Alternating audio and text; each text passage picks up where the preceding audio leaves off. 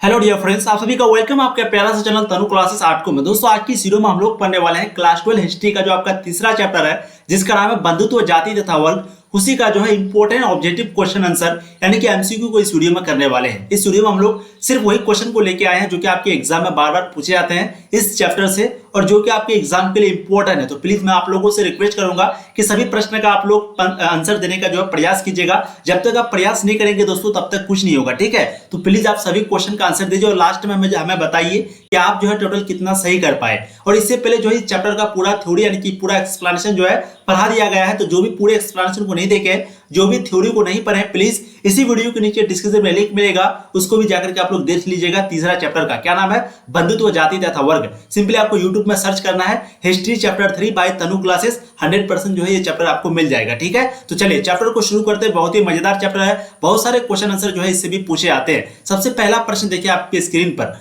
वासुदेव कृष्ण किस वंश के थे? ये जो वासुदेव कृष्ण है वो किस वंश के थे? गुप्त वंश के, मौर्य वंश के, वृष्णि वंश के या फिर सातवाहन वंश के? तो बहुत ही इंपॉर्टेंट प्रश्न है, आपके एग्जाम में पूछा गया है। बिल्कुल फर्स्ट के जो राइट आंसर है वो आपको जाएंगे वृष्णि वंश के। ऑप्शन से आपका फर्स्ट का बिल्कुल सही आंसर हो जाएगा, ठीक है। अब देखिए अगला प्रश्न, क्वेश्चन नंबर 2, 5 पांडवों में सबसे बड़ा कौन था? आपको पता है टोटल 5 पांडव है, क्योंकि हम लोग इस चैप्टर में महाभारत में दो ही के बारे में, एक 5 पांडव और एक कौरव, इसी के बारे में पढ़ते हैं। यानी कि कौरव और पांडवों की भी जो लड़ाई हुई थी उसी के बारे में जो है महाभारत में हम लोग पढ़ते हैं। तो वही बात यहाँ पर आपको कहा जा रहा है कि 5 पांडव जो है टोटल सब कोई भाई था। तो 5 पांडव में जो सबसे बड़ा भाई था वो कौन था? अर्जुन था, भीम था, युधिष्ठिर था, नकुल था। बिल्कुल सेकंड के राइट आंसर आपके यहाँ पर हो जाएंगे युधिष्ठिर, ठीक है। ऑप्शन सी आपका बिल्कुल सही हो जाएगा। तो जो 5 पांडव, जो 5 भाई था, उसमें जो सबसे बड़ा भाई था उसका नाम था युधिष्ठिर। ऑप्शन सी आपका बिल्कुल राइट आंसर हो जाएगा, ठीक है। अब देखिए अगला प्रश्न, क्वेश्चन नंबर 3, संकर्षण किसका दूसरा नाम था? ये जो संकर्षण है वो किसका दूसरा नाम था? कृष्ण का, बलराम का, भीम का, अर्जुन का? बिल्कुल थर्ड के जो राइट आंसर है वो आपको जाएंगे बलराम का, ठीक है। तो संकर्षण जो है वो जो है बलराम का दूसरा नाम था। ऑप्शन बी आपका बिल्कुल सही आंसर हो जाएगा। क्या बात है, आप लोगों को ऐसे ही बिल्कुल करेक्ट आंसर लगाना है। और प्लीज जिसको भी अगर पीडीएफ चाहिए, चाहे वो ऑब्जेक्टिव का हो, सब्जेक्टिव का हो, थ्योरी वगैरह हो, तो आपको सिंपली इस नंबर पे कांटेक्ट करना। मैं आपको कई बार बता चुका हूं, इस नंबर पे जो है आप मैसेज कीजिएगा।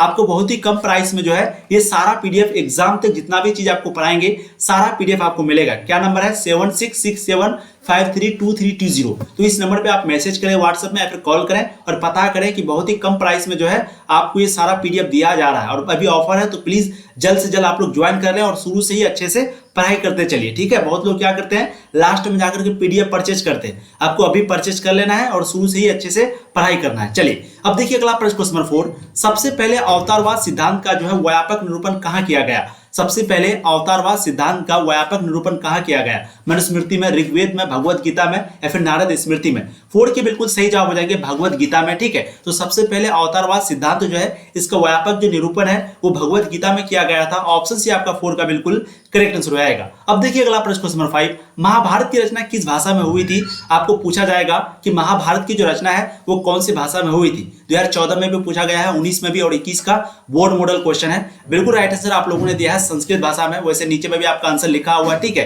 देखिए पीडीएफ जो है आपको ऐसे आंसर के साथ मिलेगा, तो प्लीज जिसको भी पीडीएफ चाहिए जल्द से जल्द कॉन्टेक्ट करें। तो महाभारत की जो टोटल रचना है वो कब से कब तक हुई थी अगर पूछा जाए तो 500 ईसा पूर्व से लेकर के 500 ईस्वी तक, यानी कि लगभग 1000 साल जो है इसकी रचना में लग गया था। तो महाभारत की रचना में जो है टोटल 1000 वर्ष का समय लगा था। कब से कब तक हुआ था? तो 500 ईसा पूर्व से लेकर के 500 ईस्वी के बीच जो है इसका रचना हुआ था। किसका? महाभारत का। महाभारत जो है सबसे पुरानी वेद है। महाभारत कौन सी भाषा में लिखी गई थी? संस्कृत भाषा में लिखी गई थी। तो आपको बहुत ही डिटेल्स में जो है पॉइंट टू पॉइंट सब कुछ पढ़ा चुके हैं थ्योरी में, आप जाके एक बार पढ़ लीजिएगा। अब देखिए अगला प्रश्न, क्वेश्चन नंबर 6, पुराणों की संख्या कितनी है? 2011 में, 14 में, देखिए कई बार आपको ये प्रश्न जो है पूछा गया है कि पुराणों की संख्या कितनी है। 16, 18, 19, 20? तो इसका आंसर प्लीज आप लोग सही देने का प्रयास कीजिए। बिल्कुल पुराणों की जो टोटल संख्या है वो है 18। तो टोटल पुराणों की संख्या कितनी है? 18। ऑप्शन आपका भी बिल्कुल सही हो जाएगा क्वेश्चन नंबर 6 का। अब देखिए अगला प्रश्न, क्वेश्चन नंबर 7, श्रीमद् भगवत गीता के महत्व पर किसने विचार व्यक्त किए? देखिए 2019 में पूछा गया है। पूछा क्या है कि श्रीमद् जो भगवत गीता है इसके महत्व पर, इसका जो इंपॉर्टेंस है उस पर जो है किसने विचार अपना व्यक्त किया था? कौन इस पर डिस्कस किया था? महात्मा गांधी, विवेकानंद, बाल गंगाधर तिलक या फिर इनमें से सभी ने? बिल्कुल सेवन की जो राइट आंसर है वो यहाँ पर हो जाएगा इनमें से सभी ने, यानी कि ऑप्शन डी बिल्कुल सही आंसर हो जाएगा। 2019 में पूछा गया है, ठीक है। तो श्रीमद् भगवत गीता जो है उसके महत्व पर विचार व्यक्त कौन कौन किए थे? महात्मा गांधी भी किए थे, विवेकानंद भी किए थे और बाल गंगाधर तिलक भी किए थे। चलिए अब देखिए अगला प्रश्न, क्वेश्चन नंबर 1 आपके समक्ष आपकी स्क्रीन पर। मनुस्मृति के रचयिता कौन थे?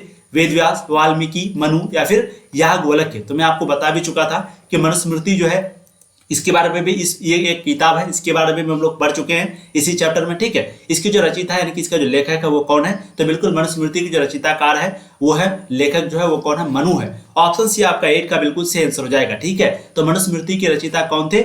मनु थे। अब देखिए अगला प्रश्न, क्वेश्चन आपको जाएंगे 9, बहुत ही इंपॉर्टेंट प्रश्न है। अच्छा, महाभारत के कौन थे अगर पूछा जाए तो वेदव्यास, ध्यान देखिएगा, महाभारत के वेदव्यास। चलिए ठीक है, तो आपको जो है राइटर का नाम कम से कम याद रखना ही है। तो महाभारत की जो रचनाकार है वो कौन है? तो महाभारत के रचनाकार वेदव्यास हो गया और मनुस्मृति के रचनाकार हो गया मनु। चलिए अब आगे हम लोग देखते हैं मनुस्मृति में कितने प्रकार के विवाह का उल्लेख किया गया है। 2018 और 20 में भी पूछा गया है और मैं आपको पढ़ा भी चुका था कि मनुस्मृति में जो है टोटल कितने प्रकार का? बिल्कुल 8 प्रकार का। बहुत लोग 4 लगा रहे हैं जो कि बिल्कुल गलत है। देखिए 4 प्रकार, जो शादी का जो प्रकार था, जैसे विवाह का जो प्रकार था 4 प्रकार, वो उत्तम था, यानी कि वो अच्छा माना गया। लेकिन मनुस्मृति जो किताब है आपका, उसमें टोटल 8 प्रकार का विवाह, यानी कि लोग जो है 8 तरीके से विवाह करते थे। तो ये जो 8 प्रकार का विवाह है वो मनुस्मृति में आपका दिया हुआ है, ठीक है। तो ये जो 8 प्रकार का विवाह मनुस्मृति में दिया हुआ है, तो इसमें से 4 प्रकार का विवाह जो है उत्तम माना जाता था, यानी कि अच्छा माना जाता था, और बाकी जो 4 प्रकार है उसको खराब माना जाता था। खराब क्यों माना जाता था? क्योंकि जो 4 प्रकार में क्या होता था कि लड़की के अपहरण करके, यानी कि किडनैप करके शादी कर लिया, उसको भाग के लेके चले गया, भगा करके, ठीक है। तो कुछ इस प्रकार का जो है जबरदस्ती शादी करता था। तो मनुस्मृति में टोटल 8 प्रकार है, जिसमें से 4 प्रकार उत्तम है, जो कि आप लोगों को पता है, अंतर्विवाह, बहिर्विवाह, पति, 4 प्रकार के बारे में मैंने आपको पढ़ाया भी था, पत्नी प्रथा, पति प्रथा, और आपका जो लास्ट में 4 प्रकार था जो कि नहीं पढ़ाए थे, आपका बुक में भी दिया हुआ नहीं है। तो वो 4 प्रकार में क्या था? जो कि गलत तरीके से शादी होता था, जैसे कि किडनैप करके शादी कर लिया, उसको भगा करके शादी कर लिया, तो उसको जो है अच्छा विवाह नहीं माना, ठीक है।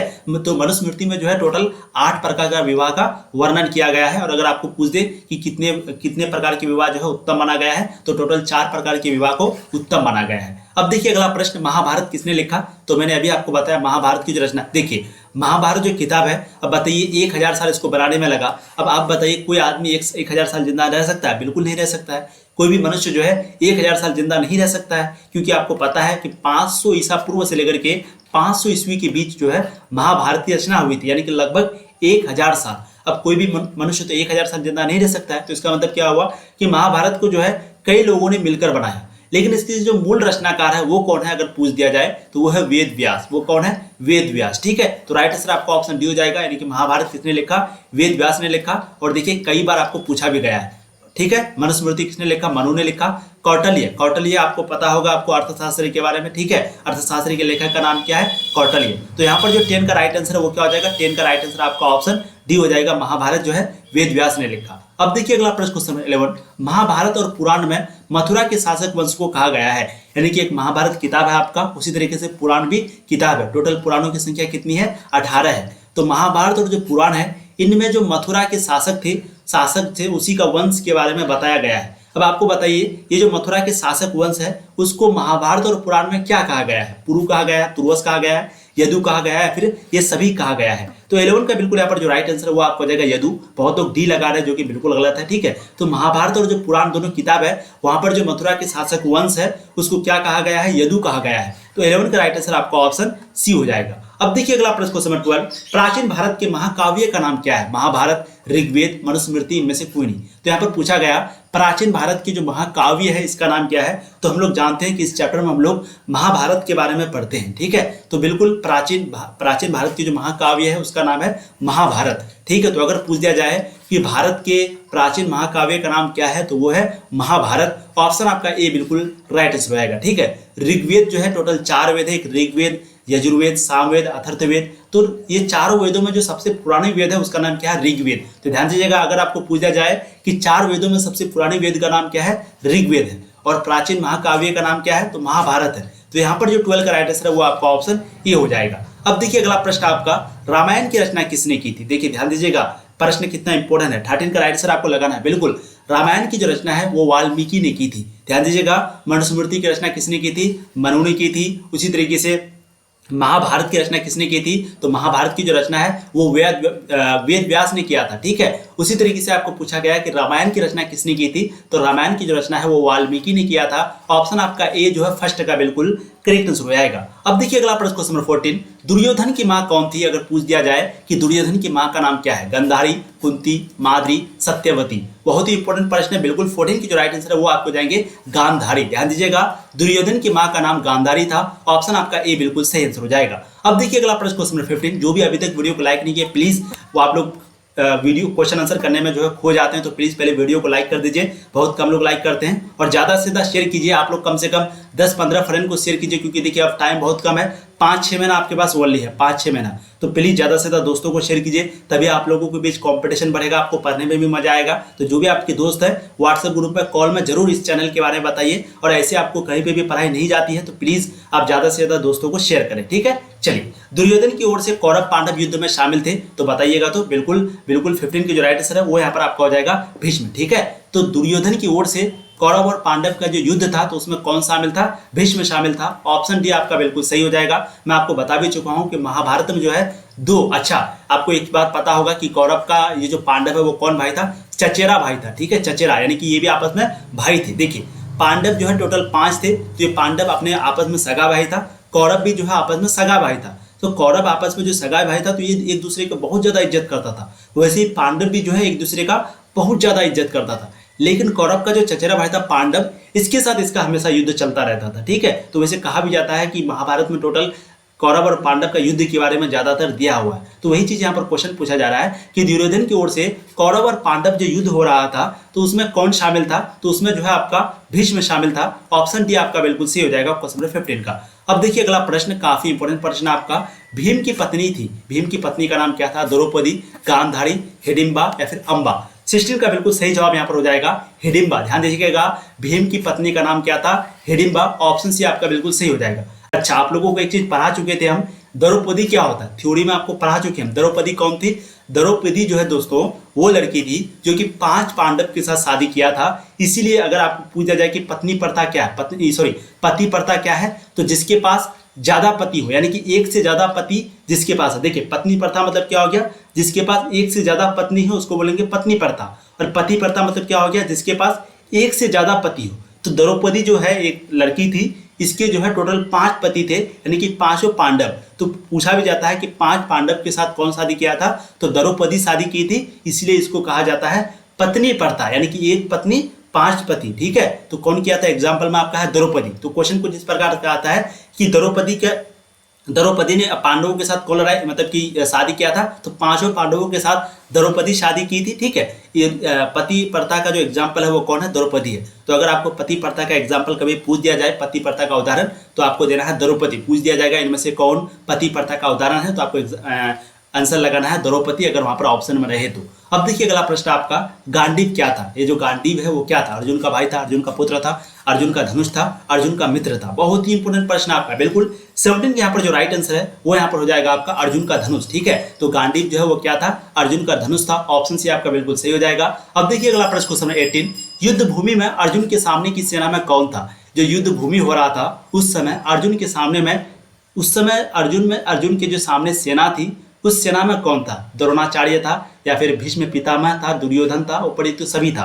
18 का यहाँ पर बिल्कुल सही हो जाएगा, उपरित सभी, ठीक है। तो युद्ध भूमि में यानी कि जहाँ पर युद्ध का मैदान था, युद्ध का जो मैदान था वहाँ पर अर्जुन के सामने की जो सेना थी वहाँ पर कौन कौन था? अर्जुन के सामने जो सेना थी यानी कि ऑपोजिट में जो लड़ाई करने के लिए आया था वहाँ पर उस युद्ध उसमें द्रोणाचार्य भी था, भीष्म पितामह भी था, दुर्योधन भी था, यानी कि ये सभी था। ऑप्शन डी आपका बिल्कुल सही हो जाएगा। अब देखिए अगला प्रश्न, क्वेश्चन 19, गीता में उपदेश दिया गया है कौन सा? यानी कि गीता में जो है उपदेश दिया गया है। तो उपदेश मतलब क्या होता है कि कोई अच्छा बात बताना। जैसे गांधी जी कोई उपदेश देके गया, विवेकानंद, डॉक्टर APJ अब्दुल कलाम कोई उपदेश देके गया, तो वैसे ही गीता में जो है कोई उपदेश दिया गया है। वो उपदेश क्या है? कर्म करो दिया हुआ है, भविष्य की चिंता मत करो, कर्मफल हमारे हाथ नहीं है। तो बताइए गीता में सारा चीज लिखा हुआ है, बिल्कुल राइट आंसर आपका ऑप्शन डी हो जाएगा। यानी कि गीता में उपदेश दिया है कि आप लोग सिर्फ कर्म करो, मेहनत करो, भविष्य की चिंता बिल्कुल मत करो। भविष्य में क्या होगा मतलब कोई देख के नहीं आया, तो मेहनत हम लोगों को करना चाहिए, कर्म हम लोगों को करना चाहिए। और कर्मफल यानी कि मेहनत का क्या मिलेगा नहीं मिलेगा वो हमारे हाथ में नहीं है, वो ऊपर वाले के हाथ में। ऐसा बोला भी जाता है कि किस्मत में अगर आपका नहीं था तो वो नहीं मिलेगा, लेकिन मेहनत करने के लिए मना नहीं किया। तो तो आप मेहनत करो, वो अगर हमारे हाथ में हो तो मिलेगा, अगर नहीं है तो नहीं मिलेगा, ठीक है। तो गीता में जो है ये उपदेश दिया गया है, हो सके तो स्क्रीनशॉट ले लीजिए। अब देखिए अगला प्रश्न, क्वेश्चन नंबर 20, गोत्र जो है किसका सूचक था। गोत्र का मतलब मैंने आपको बताया था कि एक प्रकार का खानदान समझ सकते हैं, या फिर एक प्रकार का वंश समझ सकते हैं, या फिर एक प्रकार का जाति समझ सकते हैं, ठीक है। तो गोत्र का मतलब क्या हो गया, यहाँ पर आप लोग सिंपली खानदान समझिए। तो गोत्र जो है वो किसका सूचक था, प्रत्येक उपजाति के सामान्य पूर्वज का। बिल्कुल 20 का राइट आंसर आपका ऑप्शन ए हो जाएगा। प्रत्येक उपजाति के सामान्य पूर्वज का जो है गोत्र सूचक था, ठीक है। तो गोत्र किसका सूचक था, प्रत्येक उपजाति के सामान्य पूर्वज का। ऑप्शन आपका ए बिल्कुल 20 का सही आंसर हो जाएगा। अब देखिए अगला प्रश्न, क्वेश्चन नंबर 21, अर्जुन किसके शिष्य थे। अर्जुन जो है वो किसके शिष्य थे, भीष्म के, विदुर के, द्रोणाचार्य के, या फिर भीम के। बिल्कुल 21 की जो राइट आंसर है वो यहाँ पर आपका हो जाएगा द्रोणाचार्य के, ठीक है। तो अर्जुन जो है वो किसके शिष्य थे, तो वो जो है द्रोणाचार्य के शिष्य थे। ऑप्शन सी आपका 21 का बिल्कुल करेक्ट आंसर हो जाएगा। अब देखिए अगला प्रश्न, क्वेश्चन नंबर 22, निम्न में से किस संत ने गीता पर टीका मराठी में लिखा है। बताइए तो निम्न में से कौन सा संत है जो कि गीता पर टीका मराठी में लिखा है। एकनाथ, नामदेव, तुकाराम, या फिर मानेश्वर। 22 का जो है बिल्कुल राइट आंसर यहाँ पर हो जाएगा। बहुत बढ़िया, इसके राइट आंसर हो जाएंगे मानेश्वर, ठीक है। तो ये जो मानेश्वर है, इसी संत ने जो है गीता पर टीका मराठी में लिखा है। ऑप्शन डी आपका सही हो जाएगा। अब देखिए अगला प्रश्न, क्वेश्चन नंबर 23, क्षत्रिय शब्द का जो है साहित्यिक अर्थ क्या होता है। राजा होता है, लड़ाकू होता है, रक्षक होता है, या फिर राज्य या क्षेत्र पर अधिकार होना होता है। मैं आपको बता भी चुका हूं कि टोटल 4 वर्ण थे, एक ब्राह्मण, एक क्षत्रिय, एक शूद्र और एक था आपका, ठीक है। तो चारों वर्ण के बारे में हम लोगों ने जो है बहुत ही मजे के साथ पढ़ा था। तो उसमें से जो है एक वर्ण था जो था कि क्षत्रिय। तो क्षत्रिय जो है उसका काम क्या था, तो उसका काम था रक्षा करना, युद्ध करना, लड़ाई करना, ठीक है। तो 23 का जो है राइट आंसर आपका ऑप्शन सी हो जाएगा, रक्षा करना। वो लड़ाकू बिल्कुल नहीं था, और राजा जो है क्षत्रिय लोग नहीं बनते थे, ठीक है। वैसे कहा गया है कि क्षत्रिय भी बनते थे, लेकिन क्षत्रिय जो है राजा नहीं बनते थे, राजा जो है अक्सर ब्राह्मण बनता था। तो यहाँ पर क्या कहा गया है कि क्षत्रिय शब्द का साहित्यिक अर्थ क्या हो गया, तो क्षत्रिय शब्द का जो मतलब है वो है रक्षक, यानी कि रक्षा करना, युद्ध करना। युद्ध करना है, लड़ाकू करना नहीं, युद्ध करना, समझ रहे हैं। कोई अगर सामने से वार करे तो उस पर भी उल्टा वार करना, यानी कि सभी को बचाना। तो ये हो गया आपका क्षत्रिय का मतलब। तो ऑप्शन सी यहाँ पर हो जाएगा राइट आंसर। बहुत बढ़िया, क्या बात है, 23 का राइट आंसर ऑप्शन सी हो जाएगा। अब देखिए अगला प्रश्न आपका, अम्बा अंबालिका किसकी पत्नी थी।